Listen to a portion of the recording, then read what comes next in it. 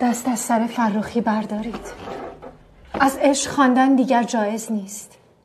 نخست که دیدمت گمان بردم گدایی آمده صله بگیرد، اما حال من آمدم تا از تو صله بستانم، از تو و اشعارت. صله‌ای که تنها از صدای تو میتوان گرفت. صدایی که لخته خون دارد یارای خواندنش نیست بانو. صدایم را در پسله ها و کوچه های خونالود تهران کنار جنازه های شهیدان جا گذاشتم. صدایم بوی غربت و بیکسی میدهد. بوی بیکسی داشتن بهتر از بوی با هر کس و ناکس بودن است. بخوانید، نه برای من، برای فرخی ها بخوانید.